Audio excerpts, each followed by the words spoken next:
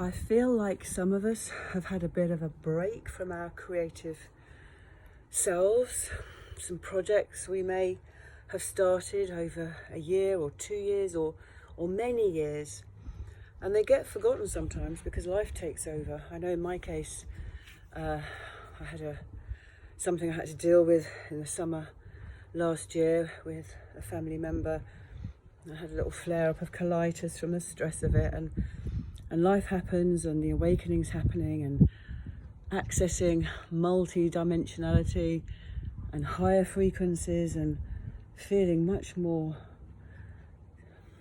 settled in myself. Personally, I speak for myself, but what I see is a theme happening whereby it's very easy for many of us who are creatives to allow life to get in the way, and to be able to honour and recognise when it's time to step back into purpose work at a greater level, a deeper level.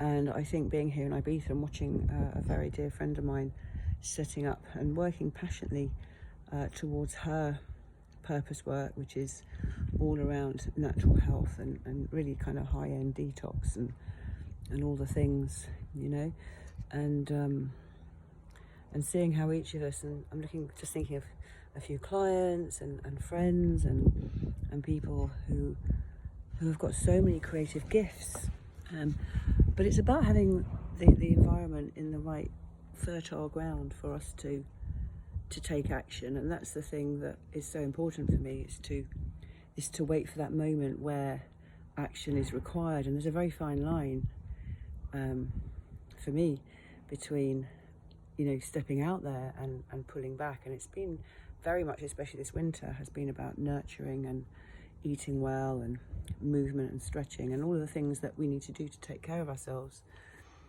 And yet many of us who are light workers and starseeds are needed at this time to spread the light and to share and to access our creative abilities so that we really can be part of this web, this beautiful web of awakening that's happening through the very fabric of our beingness.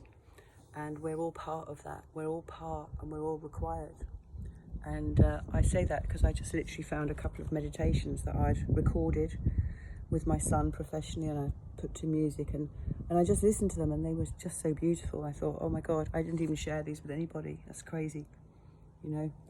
So what is it that you have to share with the world? What are your gifts to the world? And how can you step out into the world without feeling judged, without feeling like you're not good enough? What are the judgments that you give yourself? Very, very interesting times. This is a great opportunity to do some more inner work and to look at what it is that stops us from really being out there. And I'm noticing many of the beautiful women that I know and I have in my life, particularly on social media, not so much in my real life, but in social media, which sometimes I feel is my real life. I'm seeing many women and men, but many women in particular, really stepping up.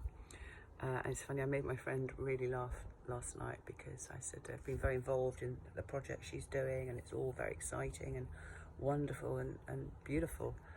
And then I said, like, you know, a lot of my life is in here, in my phone, and I had so much going on in my phone last night with various people and friends and conversations, and yeah, it's a little nudge that I need, you know, to move forwards.